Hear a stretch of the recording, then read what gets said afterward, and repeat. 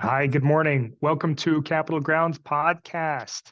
I'm your host, Nick Miller. I've got my co-host, Joe Fisher here. How are you, Joe? Morning, Nick. Good. How you doing? Good, good. For viewers or listeners that aren't aware, we're with SITG Capital, a real estate Mhm. investment firm currently based out of Texas. We've got properties in Houston, Austin, Dallas, soon San Antonio. We're growing and looking to expand. This Yep. is go time for us. Current markets are a little rough, but this is when we can make a lot of great magic happen. So we're bringing you news about coffee this morning, real estate hmm news, having a good conversation about real estate topics and all things real estate. So anyway, Joe, you drinking coffee this morning? I know you mentioned you've been under the weather. Yeah. So yeah, I've got my classic steamboat mug out here, wishing of cooler temperatures. Because right now it's hot down here in Texas. So, Mm. but yeah, I've been drinking that cafe special that I talked about on the last episode. So I've been drinking here recently. Um, but it's when you're not feeling 100% to get a little bit of that warm coffee in your mug and Oh yeah. get it going on a even if it's a warm day. You know what? It's okay if you're not feeling 100%. It's kind of a nice way to get going. So I don't mind that part about it. But yeah, that's what I've been drinking. How about yourself, Nick? Yeah, I tried something new. I hmm found a local, well, semi-local. They're in Topeka, so 20 minutes Local away. But enough. Yeah. yeah, PT's Coffee Roasting Company, and Okay. this is a signature blend of theirs. It's John Brown. I don't know if you can see that. Oh man. And I got to tell you, it's it's a really tasty cup of coffee.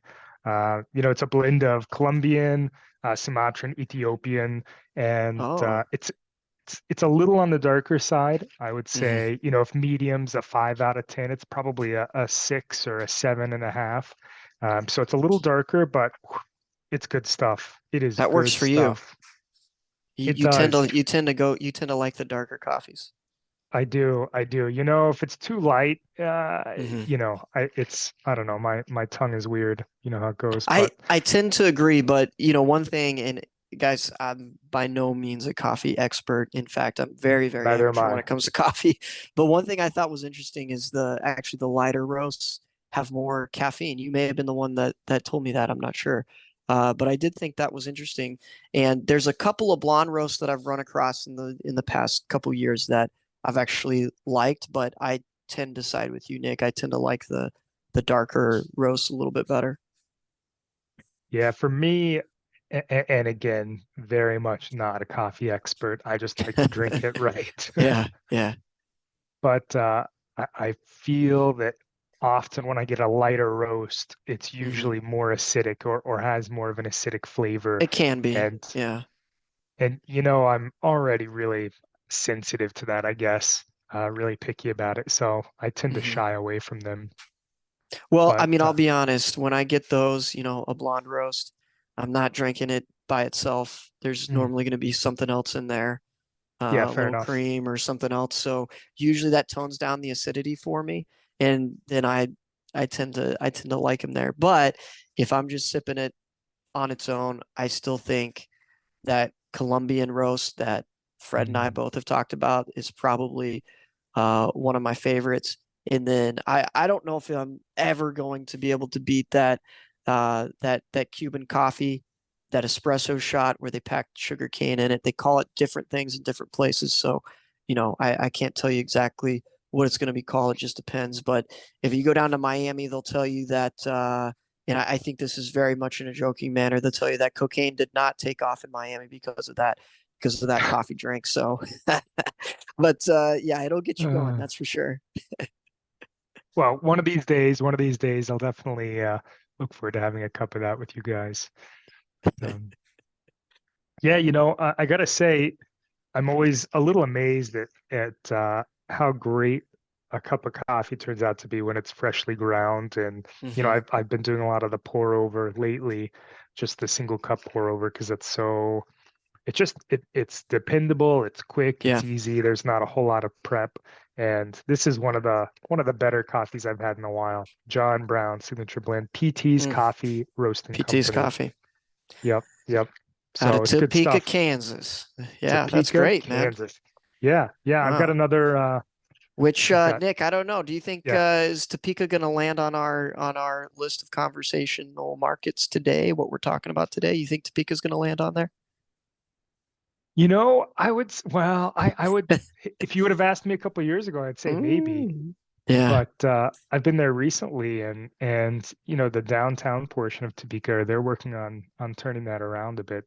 Okay. They've got a big investor that's made some progress, but on the multifamily side, I Yeah. still think Yeah. it's probably a little rougher. So Yeah. Yeah. I mean, so guys, what we're going to talk about today, just a little foreshadowing there is yeah, markets you don't want to be in.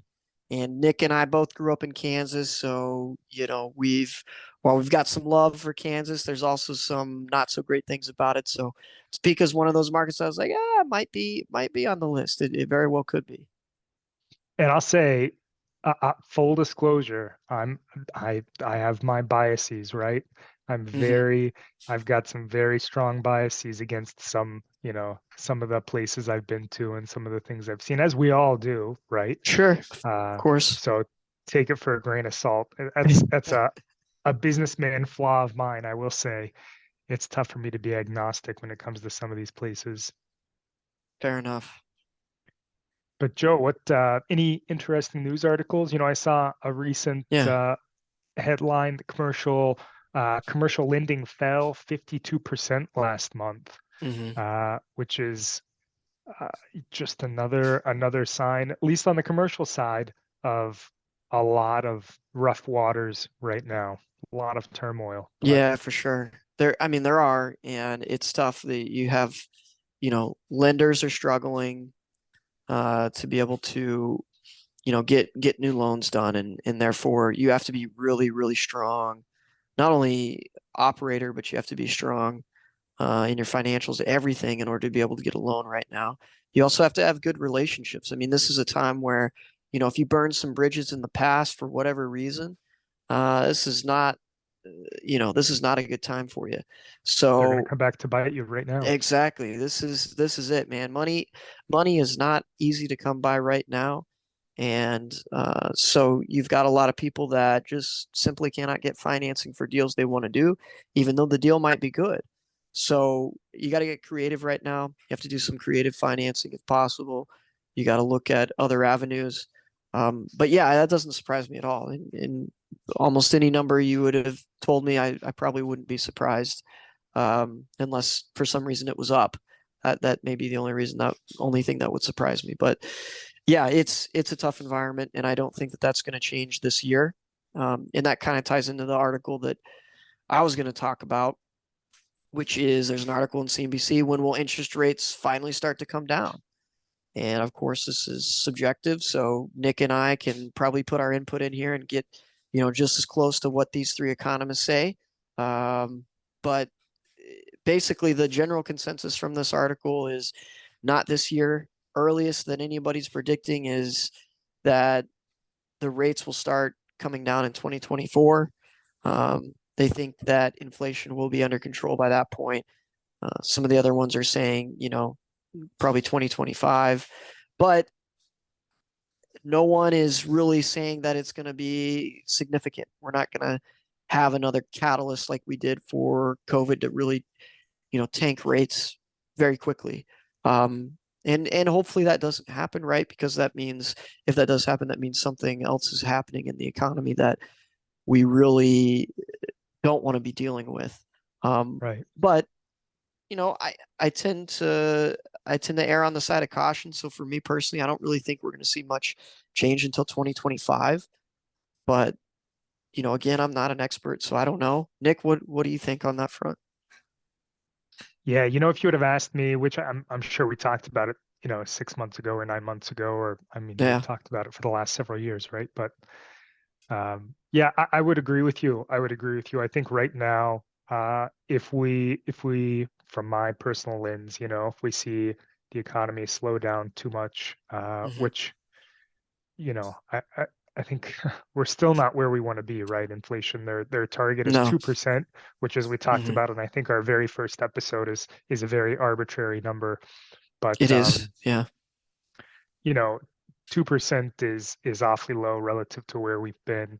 Um, and to get us there, I hope the that we don't, you know, push down the acceleration of the economy so much that it Hmm. slows down and we have to lower rates to get it moving again, right? That's not what we want. But with the delay and the lag and already coming into, we're very much into um, third quarter. So I think, yeah, I think late 2024 at the earliest, I could see that At the unless earliest. Yeah. something happens with the economy. But yeah, No, I I've tend heard to some of agree. our peers on other podcasts, the Old Capital podcast. That's one that I like to listen to. Survive to Hmm. 25. That's what they've Hmm. been.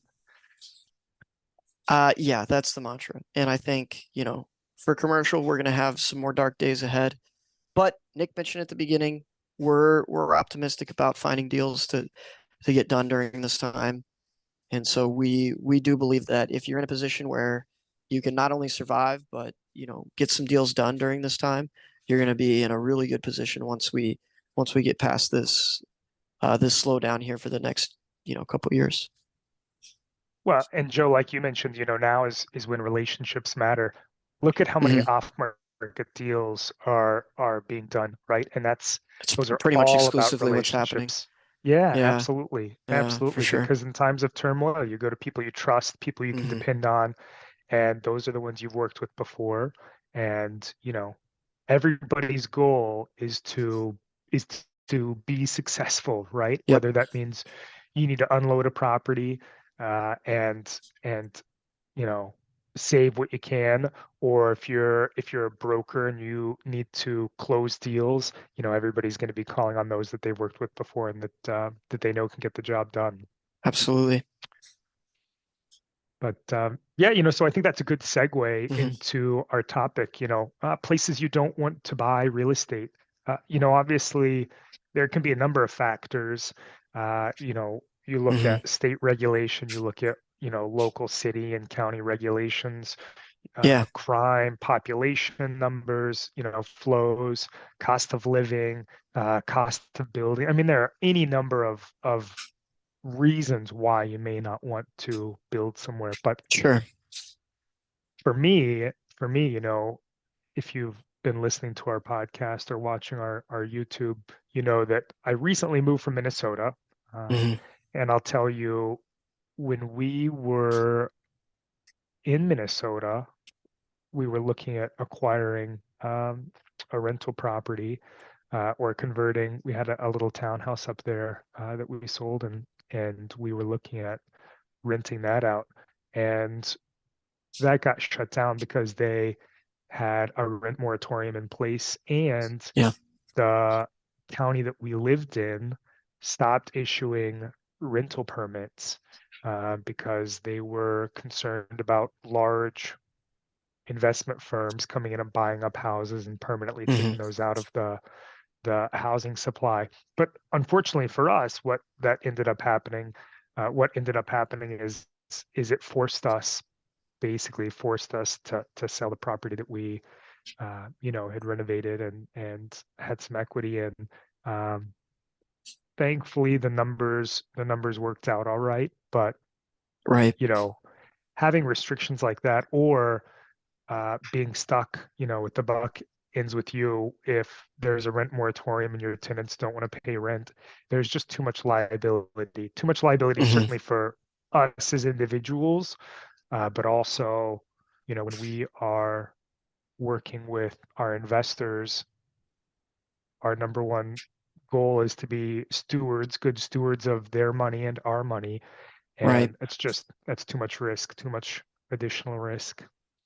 Yeah, yeah, you're right, Nick. Absolutely. So, markets like that where there's tons and tons of restrictions and uh there's a lot of, to your point, really liability from a government standpoint, because there's not a lot you can do there as either an individual or a corporation. I mean, I guess if you're a corporation, you can lobby, right? But I mean, that's stuff that's not going to Yeah. change overnight. Right. So you got to be careful looking at those markets and the markets that are not friendly to uh, to landlords and not friendly to um, rentals in general. So yeah, that's a really good point, Nick. I mean, the other besides that, the economy there is probably pretty strong. I would assume that Yeah. besides that, it's a pretty good market, right? Yeah, absolutely. Yeah. I mean, I Yeah, thought it was when I looked at the numbers. I mean, things looked great. right.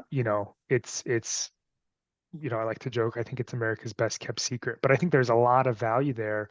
Um, Sure. but unfortunately, and this is beyond how I feel as an individual politically, right? What my feelings are about it. At the end of the day, it's just it I we have to be good stewards of our money and Yeah, more importantly, the uh, monies that our investors um, invest with us. They have exactly. to take care of their money.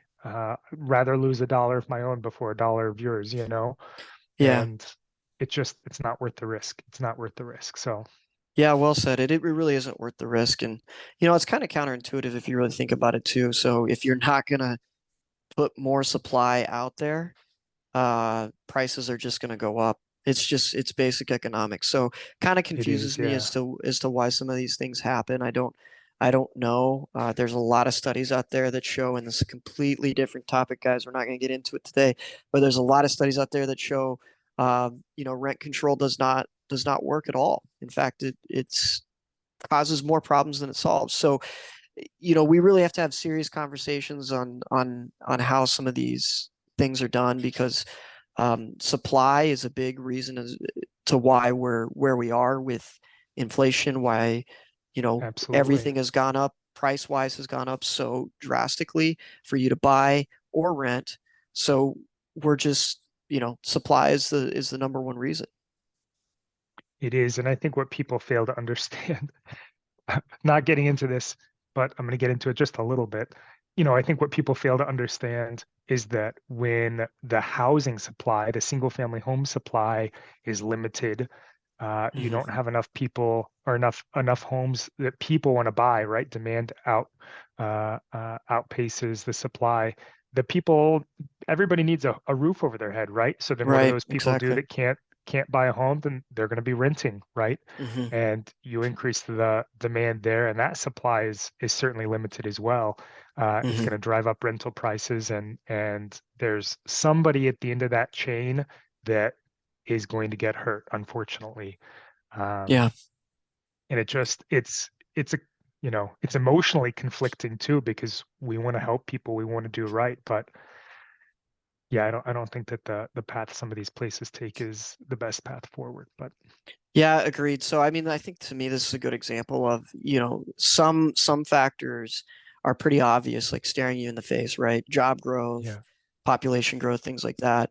But this is one of those that it's a factor that, you may not be a headliner, but it is one to consider when you're looking at a market to say, you know what, I'm going to stay out of that market. yeah. It's all so nuanced too, especially when It it is. comes to, these heavily, I don't know, heavily politicized topics. Um, it can be very, very, um, yeah, very emotionally heavy. But Yeah. yeah, so Minnesota for me Okay. is a place that I love, but not a place that makes sense to invest. Okay. Fair enough. Yeah, that makes sense.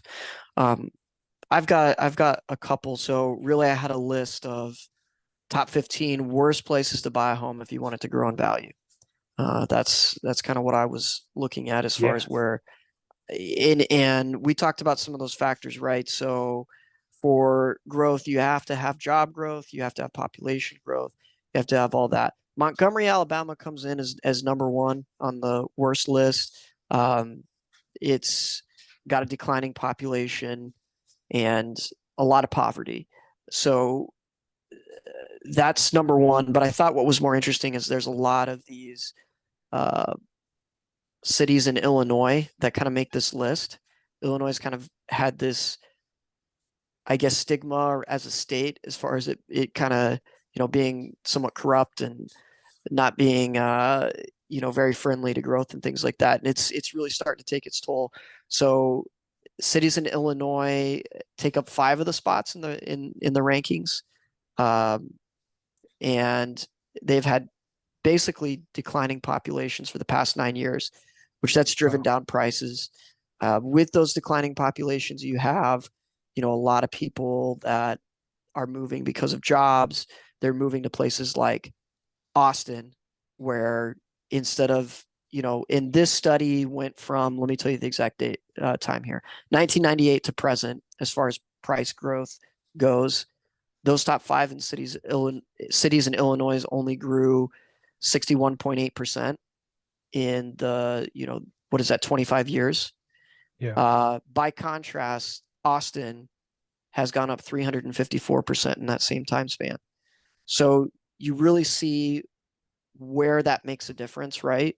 And if you're investing, if you were to invest in those cities, your return over 25 years, and we can do the math, but would have only been 61% versus you doing more than 350% in Austin. So it's really important to pick the right cities. There's for these, the biggest factor again was not what Nick was highlighting, but was really population growth tied to job growth.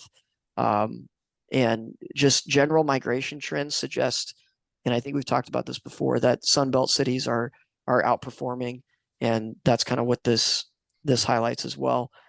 With a lot of cities in the South and the Sunbelt doing well. Right. And I'm imagining maybe those cities are suburbs of Chicago. Some of them are. So you've got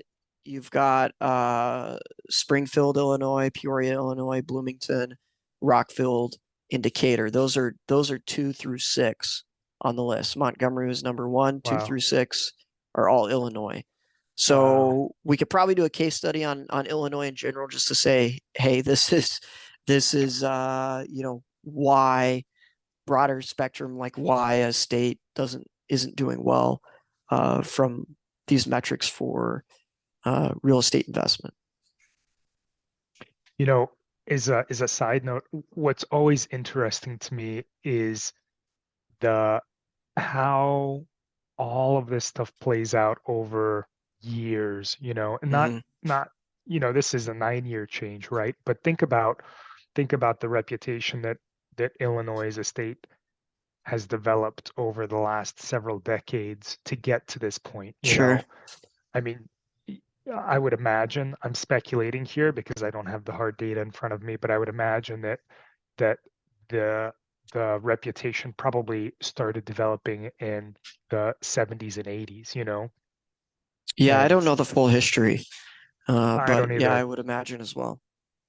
Yeah, now we're seeing some of the tailing, end results, and it's interesting to me It how is. I agree. the year-to-year changes in politics, crime, Mm-hmm. population, all of this stuff adds up to have long-term ripples. But anyway, please continue. No, I mean that's all I had on mine, and I think that was a little bit different take than direction, I guess, than you were going with it. Oh, I So, mean, I think that illustrates why there's multiple things that you could look at. Nick kind of mentioned it. There's not a right answer here, but we think that you can really come up with a good target to not hit, for lack of a better term, when it comes to where you want your dollars to be invested in real estate. yeah, yeah, other places that I had on my list, Mm-hmm. California was the next one, and in Sure. particular, places like San Francisco. And what's interesting to me is that, if you looked 20 years ago, San Francisco was a place to be, right? That's where Mm-hmm. things were happening, things were Yeah. moving. And I feel like on a much smaller scale, Denver became the next popular place, and now it's Austin.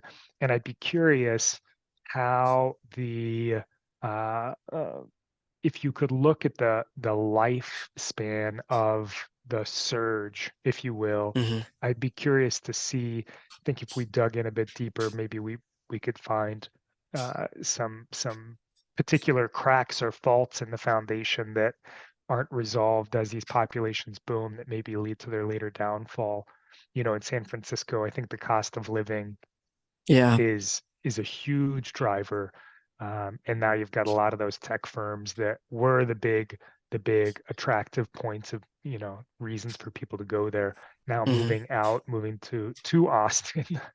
And Yeah. Yeah. it makes you wonder, you know, are there things that Austin could be doing right now to keep that innovative drive going for as long as possible? Sure. I mean, yeah, I think so. And I think they're trying, but it's tough. You know, growth is tough It to is. handle. So yeah, I think San Francisco did not keep up with supply at all. Uh, they they have they have a lot of policies that probably don't really go hand in hand with growth. And so I think it just got to a point where, you know, prices were way too much for the majority of people to afford. San Francisco seems like a wonderful place to live. It's very attractive from so many standpoints, right? And jobs were there. But Nick, to your point, recently the jobs are not staying there. They're becoming remote in the industry that San Francisco's been known for in tech, right? Right. And they're moving their headquarters to other places for cheaper XYZ, cheaper labor is being a big reason, right? If your staff can, you know, reduce their housing bill by 50% or 100% or, you know, whatever, uh, then you're going to be able to pay them less in theory, right? So I think that that plays a big factor in it. Um, Austin had been affordable for a long time. It's kind of getting to that point where it's not affordable anymore for most people. So I think it's just it's a challenge in general, and it's a challenge you got to keep up with. And a lot of it goes back to what we talked about: supply. Supply is not there, prices go up, you know, and you're not able to keep up with it from a wage gain perspective. Yeah, yeah, and it's well, again, we could have an entirely different episode just on the politics of housing and how it affects the long-term Yeah. growth of the city. But you know, to take a different turn, the next place on my list was Florida, Hmm. and you know, there are a lot of parts that I love of Florida, but I think as we and this is speculation, of course, right? But based on current climate change projections, and with the cost of insurance skyrocketing in Florida, it's one of those places that just doesn't, the risks are too large, you know, for our Yeah. investors' money and our own money. So I think there's some major headwinds in Florida that's going to be tough. Now, Florida is one of those markets that has, you know, performed really well because you do have a lot of people moving to Florida. Prices are cheaper. You've got jobs moving there. Miami's done really well and has had a lot of growth.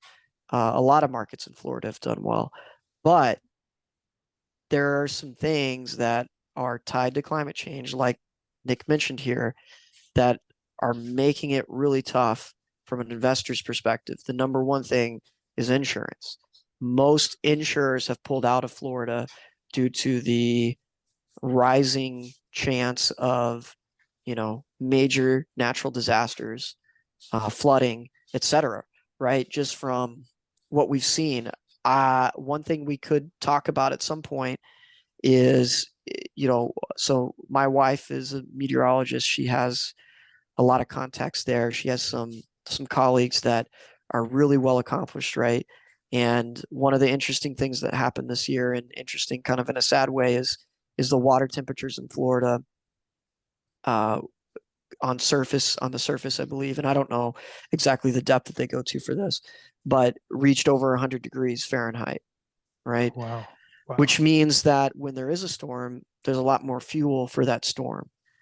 Warm waters equate to more energy, which equates to stronger storms. So there's a bigger and bigger risk, especially those coastal cities in Florida, that you're going to have some sort of flooding. And there's also a bigger and bigger risk that you're not going to be able to find insurance, especially not at a reasonable rate. And so either the federal government's going to have to step in to that regard, or you're going to be in a really bad situation when something bad does happen to your property. And I'll say thankfully for us, we don't have properties in Florida currently, but can you imagine being in Florida, owning multiple properties and having your primary insurer pull out? I think Yeah, that's a nightmare scenario because you'd go yeah, literally overnight, I would imagine. You could go from very profitable to very broke hmm just in a matter of 24 hours, and that's a big deal. That's a big yeah. deal. I mean, we see some of those challenges in Houston. It's not near as bad as Sure. Florida, but we do see some of those challenges in Houston because, Houston is prone to hurricanes and flooding and things like that. But there's some mitigation you can do in Houston. Florida, you're right on the coast, so you have this storm surge. Um, that there's really not much you can do with that. So it's it's a tough market. I don't think it's by any means uh and I would even say I don't even know if it's a bad market, Nick. I think it's just Yeah. that we're concerned about the risks when it comes to what we just talked about here with insurance and natural disasters. That's what we're concerned about, and that's why so far we haven't put a lot into that market. And if you looked at that market and only that market, yeah, it would seem pretty attractive, right? There are a lot of good reasons to be in that market. hmm But then when you look at it and you compare it to places like Austin or Dallas or Houston or any of the, Texas in general, if you looked at only Florida, it'd be attractive. If you put Texas into that mix, then it suddenly becomes a very unattractive option, unfortunately. But yeah, those are the primary items that I thought were excellent examples. hmm When we look overall population change, local regulations, crime, job growth. I mean, there are so many different variables, insurance costs, Yeah. rent growth, number of very key variables, and putting those all in the right place and getting reasonable amounts or estimates for them. That's the key to hmm finding a good investment. But right now, Texas, Joe, I think we talk about this occasionally, but Texas has so much to offer. It's difficult to try to look elsewhere and move on at this particular It time. Now, is. there will come a Yeah. time where it'll still be attractive, but we will, I hope we will recognize the signs that we're on the, on the down slope of that hill, and we'll be on the lookout or putting money into other places. Yeah, and you want Um, I, diversification, right? I mean, and that's right, a big thing. And that's not to say there's not problems in Texas. There are problems, of course. Every market's going to have sure, problems. But to yep, Nick's point, you need to do an evaluation and determine I don't want to be in these markets. I do potentially want to be in these markets. And that's kind of what we've already done. We've done a lot of that research, but Nick, you mentioned it, things change all the time. So you have to always all the be time. on top of this. You have to always be looking at what's going to make sense. Where is the least amount of risk for the potential, highest amount of return? And let's focus our efforts there. For us right now, it's Texas. Not always going to be Texas, but it's Texas for right now.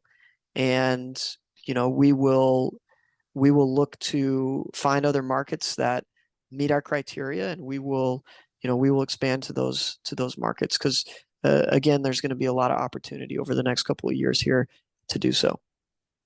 And sometimes the best place to invest is your backyard. I Yep. don't mean your literal backyard, but where you live. And Yeah. That's with another all big the factor for variables, us. Yeah. yeah, with all the Yeah. variables we've discussed, sometimes the place where you have infrastructure or you can easily build infrastructure, that's going to be the most attractive place too. So, for us down in Texas, another place we probably wouldn't look is New York, and that's Yeah. mostly because we don't have.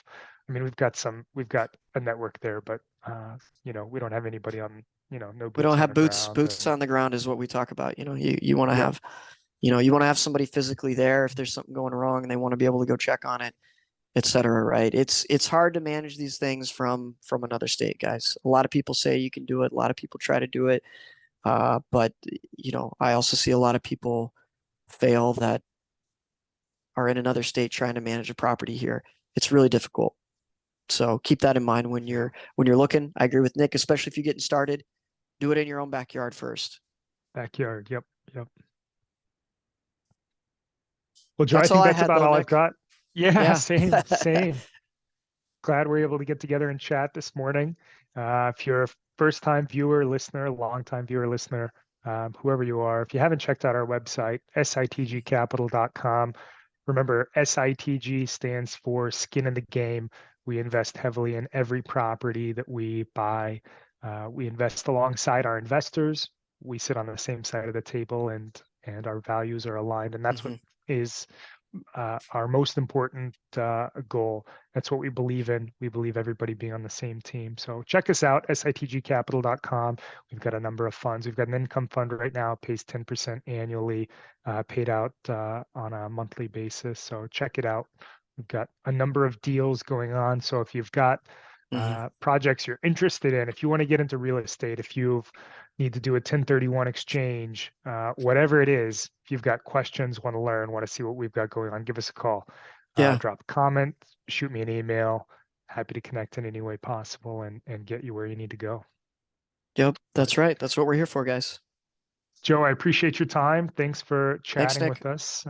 Yeah, look forward to talking again next week, and hope everybody has a great week. Take care. Yeah. Thanks.